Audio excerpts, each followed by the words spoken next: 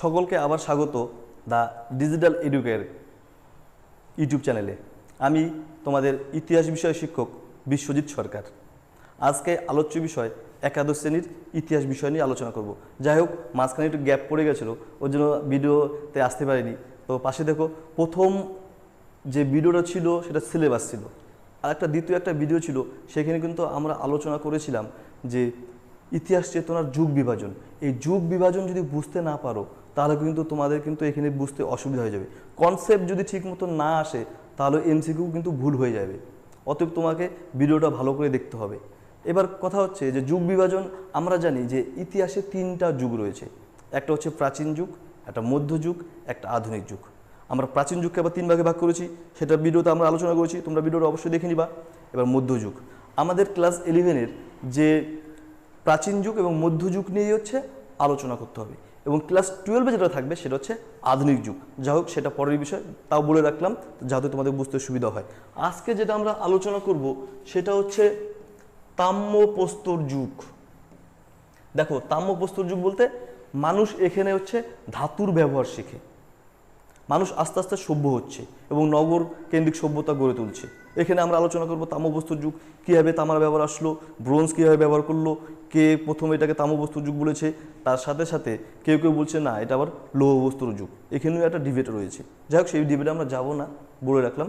তার সাথে সাথে এখানে পড়বো আমরা হচ্ছে হরপ্পা সভ্যতা, যেটা হচ্ছে আমাদের মেহেরগড় সভ্যতার হচ্ছে আপডেট ভার্সন হচ্ছে হরপ্পা সভ্যতা। এখানে আমরা পড়বো। এবার আপডেট ভার্সন কেন বলছি, দেখো নতুন নতুন কিছু আসতে গেলে তো তোমাকে আপডেট করতেই হবে। যেরকম ধরো মোবাইল, যেটাকে যদি তুমি একটা নতুনভাবে আনতে চাও, সেটা কিন্তু মাঝে মাঝে কিছুদিন পর কিন্তু আপডেট চায় নতুন ভার্সন আসার জন্য। ঠিক সেরকমই মেহেরগড় সভ্যতার হচ্ছে আপডেট ভার্সন হচ্ছে হরপ্পা সভ্যতা। পাশে দেখো, ভিডিওটা দেখতে থাকো এবং কেউ স্কিপ করবে না। তাম্রপ্রস্তর যুগ, নব্যপ্রস্তর যুগের হচ্ছে পর শুরু হয় হচ্ছে তাম্রপ্রস্তর যুগ।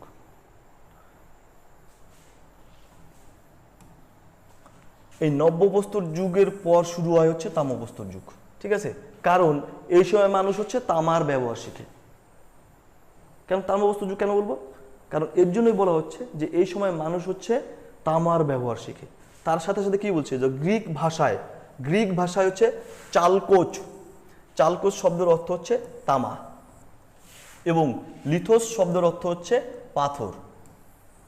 এই দুটা জিনিস কিন্তু ভালো করে মনে রাখবা, আর পারলে তোমরা খাতাতে নোট ডাউন করে রাখতে পারো। এটা এমসিকিউ হিসাবে কিন্তু আসে যে চালকোচ শব্দের অর্থ হচ্ছে তামা, সেটা হচ্ছে গ্রিক ভাষায়। আবার লিথোস শব্দের অর্থ হচ্ছে পাথর। তামাই ছিল হচ্ছে পৃথিবীর প্রথম আবিষ্কৃত ধাতু। তাহলে কত সুন্দর একটা কথা, দেখছো যে কি বলছে, তামাই ছিল পৃথিবীর প্রথম আবিষ্কৃত ধাতু। সেটা এর জন্যই কিন্তু বলছে, বারবারই বলছি, দেখো নামের মধ্যে কিন্তু মানে অ্যান্সার লুকিয়ে আছে, উত্তর লুকিয়ে আছে। তাম্রপ্রস্তর যুগ বলছে।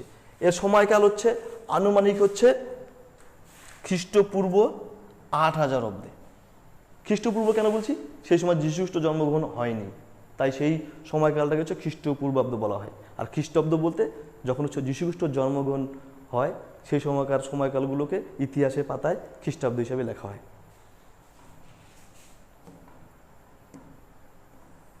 এবার এটার দেখো তাম্রপ্রস্তর যুগের বৈশিষ্ট্য কি, যে আনুমানিক 3500 খ্রিস্টপূর্ব নাগাদ মানুষ তামা এবং টিন মিশিয়ে ব্রোঞ্জ আবিষ্কার করে। এর বৈশিষ্ট্য, এক নম্বর বৈশিষ্ট্য কি, এক নম্বর বৈশিষ্ট্য হচ্ছে আনুমানিক 3500 খ্রিস্টপূর্ব নাগাদ মানুষ তামা এবং টিন মিশিয়ে হচ্ছে ব্রোঞ্জ আবিষ্কার করলো। এটা তোমরা নোট ডাউন করে রাখতে পারো যে কত খ্রিস্টপূর্বাব্দে হচ্ছে ব্রোঞ্জ আবিষ্কার হয় এবং ব্রোঞ্জ কীভাবে আবিষ্কার হয়, তার সাথে কী মিশানো হয়, ঠিক আছে? তারপরে কি থাকবে, এই ব্রোঞ্জ এবং তামা, এই টিন দিয়ে ব্রোঞ্জ যখন আবিষ্কার হলো, তামা এবং ব্রোঞ্জ দিয়ে সেই সময়কার মানুষ, যে প্রাচীন যুগের মানুষগুলো ছিল, তারা কি করতো, তলোয়ার, কুঠার, বর্ষার তীরের ফলা, লাঙ্গল, বল্লম প্রভৃতি তৈরি করত। এর আগে আমরা দেখেছি যে মানুষ যখন হচ্ছে যাযাবর ছিল, হিংস্র প্রাণীর থেকে বাঁচার জন্য তারা হচ্ছে কি করতো, গাছের ডাল ব্যবহার করতো প্রথম হাতিয়ার। কিন্তু মানুষ যখন সভ্য হচ্ছে, তখন এই ধাতু দিয়ে তারা হচ্ছে অস্ত্রশস্ত্র তৈরি করছে, এবং যে কৃষিকাজ করার জন্য যে সমস্ত জিনিস প্রয়োজন, সেই সমস্ত জিনিসও তারা হচ্ছে তৈরি করতে শুরু করলো। মানুষ আস্তে আস্তে সভ্য হচ্ছে, আর কি বলবো। যাই হোক, তারপরে বলবো কি, 3 নম্বর পয়েন্ট কি আছে, নগর কেন্দ্রিক সভ্যতা। এটা হচ্ছে নগর কেন্দ্রিক সভ্যতা, এখান থেকে শুরু হয়ে যায়। নগর বলতে ধরো মানে এই হাট বাজার, বাড়িঘর, সমাজ, এই সমস্ত সেই সময় শুরু হয়। তারপরে তার মধ্যে অন্যতম ছিল হচ্ছে সুমেরীয় সভ্যতা। তার মধ্যে অন্যতম হচ্ছে সুমেরীয় সভ্যতা। এটি বিশ্বের প্রথম নগর সভ্যতা। তাহলে বিশ্বের প্রথম নগর সভ্যতা কোনটি? সেটা হচ্ছে সুমেরীয় সভ্যতা। তারপরে আসবে মিশরীয় সভ্যতা, তারপরে থাকবে সিন্ধু সভ্যতা, হরপ্পা সভ্যতা, এই সমস্ত আস্তে আস্তে আসতে থাকবেই।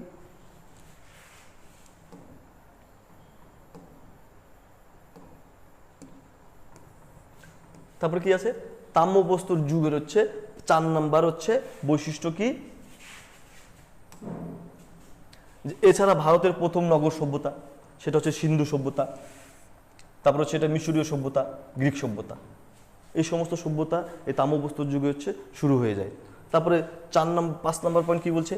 কুমোররা, যে সমস্ত কুমোররা উন্নত মানের চাকা ব্যবহার করে হচ্ছে মৃৎশিল্পে উন্নতি করতো।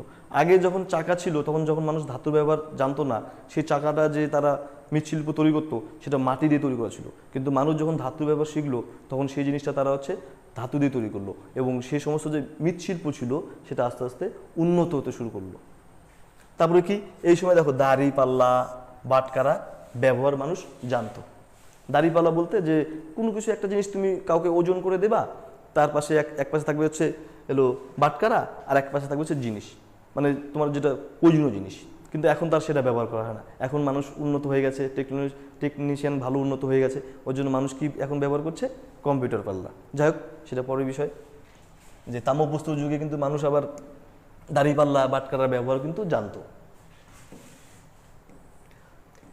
এবার আছে এখানটায় হচ্ছে যেটা হচ্ছে প্রায় ঐতিহাসিক যুগ। প্রায় ঐতিহাসিক যুগ, তার সময়কালটা কখন? প্রাক ইতিহাস ও হচ্ছে ইতিহাসের যে মধ্যবর্তী সময়, সেই সময়টা হচ্ছে প্রায় ঐতিহাসিক যুগ। ঠিক আছে, এর সময় ধরা হয়েছে হচ্ছে 5000 থেকে 6000 খ্রিস্টপূর্বাব্দ নাগাদ। ঠিক আছে, 1951 খ্রিস্টাব্দে ক্রিস্টোফার হকার প্রথম বিশ্ব সম্মেলনে ভাষণ দিতে গিয়ে তিনি প্রায় ঐতিহাসিক সম্পর্কে হচ্ছে বলেন। যখন একটা বিশ্ব সম্মেলন প্রথম হয়, সমস্ত ধরনের লোকজন এখানে আসবে বিশ্ব থেকে, সেই সময় হচ্ছে সালটা ছিল হচ্ছে 1951 খ্রিস্টাব্দে। ক্রিস্টোফার হকার প্রথম যখন বিশ্ব সম্মেলন হয়, তিনি তখন সেই প্রায় ঐতিহাসিক কথাটা সম্পর্কে লোকের সামনে তুলে ধরেন। তারপরে কি আসবে? এই প্রধান বৈশিষ্ট্য হচ্ছে লিপির ব্যবহার শুরু করে এই সময় মানুষ। উদাহরণ হিসাবে সিন্ধু লিপি। মানুষ এখানে লিপির ব্যবহার জানতো, সেটাও কিন্তু আমরা এখানে যে বিভিন্ন গবেষণার মাধ্যমে বিভিন্ন ঐতিহাসিক এখানে দেখিয়েছেন বা আমাদের সামনে তুলে ধরেছেন। সেটা হচ্ছে প্রধান বৈশিষ্ট্য কি? লিপির ব্যবহার। এই সময় লিপির ব্যবহার শুরু করে, তার অন্যতম উদাহরণ হচ্ছে সিন্ধু লিপি। তারপরে কি? 1200 অব্দে হিট্রাইট মেসোপটেমিয়া জাতি লোহার আবিষ্কার করে। তাহলে এখানেও কিন্তু লোহার আবিষ্কার। এর জন্য কিন্তু প্রথমে বলছে মানুষ, কিছু কিছু ঐতিহাসিক বলছে যে না, মানুষ প্রথমে লোহার ব্যবহার জানতো, তারপরে তোমার হচ্ছে তামার ব্যবহার। কিন্তু এটা নিয়ে একটা ডিবেট রয়েছে। যাই হোক, আমরা ডিবেটে যাবো না, যেহেতু আমরা জানি এটা তাম্রপ্রস্তর যুগ, তো তাম্রপ্রস্তর যুগই আমরা এখানে পড়ব। এবার যেটা আলোচ্য বিষয় তাম্রপ্রস্তর যুগের, সেটা হচ্ছে হরপ্পা সভ্যতা। যে হরপ্পা সভ্যতা আমাদের সিন্ধু নদীর তীরে গড়ে উঠেছিল। এই হরপ্পা সভ্যতা হচ্ছে আমাদের ভারতের মধ্যে। একটু আগে বলছিলাম শুরু করার আগে যে মেহেরগড় সভ্যতার হচ্ছে আপডেট ভার্সন হচ্ছে হরপ্পা সভ্যতা। এখানে হরপ্পা সভ্যতা যে তার বৈশিষ্ট্য, সেটা হচ্ছে আমরা এখানে আলোচনা করব। যে বৈশিষ্ট্য বলতে যে এখানকার মানুষ কীভাবে বসবাস করতো, তাদের হচ্ছে রাস্তাঘাট কীরকম ছিল, তাদের স্নানাগার কীরকম ছিল, শস্য ভাণ্ডার কীরকম ছিল, তাদের হচ্ছে বাড়িঘর কীরকম ছিল, বাড়িঘরগুলো কী ধরনের ইট দিয়ে তৈরি করা হতো, সে সমস্ত আলোচনা এখানে আমরা তুলে ধরেছি। তো এখানে আলোচনা করতে গেলে প্রথমে আসবে হচ্ছে 1922 খ্রিস্টাব্দে রাখালদাস বন্দ্যোপাধ্যায়। সালটা কত ছিল? 1922। Rakhaldas Bandyopadhyay, Dayaram Sahni, sir John Marshall প্রমুখ এই সভ্যতা হচ্ছে আবিষ্কার করেন, যার হচ্ছে সিন্ধু সংস্কৃতি বলা হয়। বর্তমানে হচ্ছে এর নাম হচ্ছে হরপ্পা সংস্কৃতি। এখানে প্রশ্ন হয় যে হরপ্পা সভ্যতার খনন কার্য চালিয়ে কে কবে সেটা তুলে ধরেন। সেটা হচ্ছে সালটা হচ্ছে 1922 খ্রিস্টাব্দে। এবার এখানে আসবে হচ্ছে তার বৈশিষ্ট্য। বৈশিষ্ট্য কি আছে? নগর পরিকল্পনা। মহেঞ্জোদারো, যার হচ্ছে 300 হেক্টর জমি ছিল, হরপ্পা সভ্যতা ছিল 150 হেক্টর। ঘর বাড়ি ছিল হচ্ছে 9টি স্তরে পাওয়া গেছে। ঘর বাড়ি যেগুলো ছিল সেগুলো 9টি স্তরে পাওয়া গেছে। এবার হচ্ছে মহেঞ্জোদারোর যে জমি ছিল 300 হেক্টর, তাহলে ভাবাই যায় যে এই হরপ্পা সভ্যতা কত বড় ছিল। ঠিক আছে, সেটা কিন্তু আমরা এখানে দেখতে পাচ্ছি। এবার বলছে যে মহেঞ্জোদারো কথার অর্থ হচ্ছে মৃতর স্তূপ। ঠিক আছে, মৃতর স্তূপ মহেঞ্জোদারো কথার অর্থ, এখানে একটা প্রশ্ন হয়। তারপরে থাকবে যে বাসগৃহ, যে বাড়ি ঘরগুলো কি মানে কি দিয়ে তৈরি করা হতো। বাড়ি ঘরগুলো মোটামুটি সেগুলো হচ্ছে পোড়া মাটির যে ইট ছিল সেগুলো দিয়ে তৈরি করা হয়েছিল। তার সাথে সাথে এখানে কি আছে যে 750 বর্গমিটার একটা ভবন, 750। আর ঘরবাড়ি 16টি ঘরবাড়ি মানে পাওয়া গেছে এখানটায়, 16টি ঘর পাওয়া গেছে। সে সমস্ত যে রাখালদাস বন্দ্যোপাধ্যায়, দয়ারাম সাহানি এরা খননকার্য চালিয়ে সে সময় হচ্ছে 16টা ঘরের সন্ধান পেয়েছিলেন। রাস্তাঘাটগুলো চওড়া ছিল কত, 6 থেকে 10 মিটার রাস্তাঘাটগুলো। আর হ্যাঁ, রাস্তাঘাটগুলো খুবই পরিষ্কার পরিচ্ছন্নতা ছিল। তার সাথে সাথে মানুষ চলাফেরা করতে করতে যখন ক্লান্ত হয়ে যেত তখন একটা বিশ্রামের জায়গা ছিল, ওর জন্য রাস্তার পাশে পাশে বিশ্রামাগার ছিল। মানুষ চলাফেরা করতে করতে যখন মানে কি বলবো যে মানে যখন হচ্ছে হাঁপিয়ে যেত তখন তারা কি করতো, ওখানে গিয়ে বিশ্রাম নিত। তার সাথে সাথে আসবে নিকাশি ব্যবস্থা।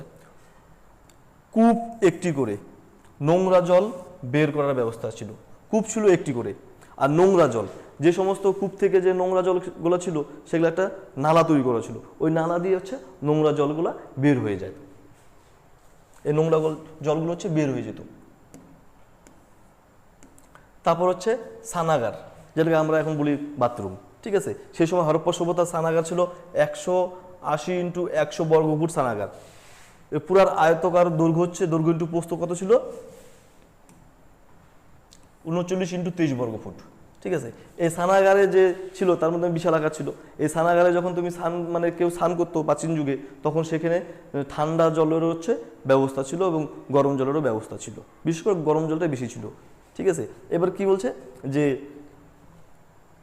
এখানে যখন মানুষ মানে হরপ্পা সভ্যতায় যখন ওই গরম জলের ব্যবস্থা ছিল বা স্নান করতো, সেই সময় যে ভিজা জামা কাপড় সেটা পরিবর্তন করার জন্য একটা এক্সট্রা রুমের ব্যবস্থা ছিল, সেটা কিন্তু আমরা আলোচনাতে পেয়েছি। যাই হোক, সেটা হচ্ছে পরের বিষয়। এবার আসবে হচ্ছে শস্য ভাণ্ডার। শস্য ভাণ্ডার বলতে সেই সময় হরপ্পা সভ্যতা যে সমস্ত কৃষকরা যে শস্য পেত সেগুলো মজুত রাখার জন্য তারা হচ্ছে শস্য ভাণ্ডার ব্যবহার করতো। সে সমস্ত শস্য ভাণ্ডার বিশাল আকার ছিল। সেটা কিন্তু 2টা বিশাল শস্য ভাণ্ডার পাওয়া গেছে, যার হচ্ছে বর্গমিটার কত 51.51 × 41.14 বর্গমিটার। তার সাথে সাথে কত আছে আর একটা 45.71 × 15.23 বর্গমিটার, তার হচ্ছে শস্য ভাণ্ডার।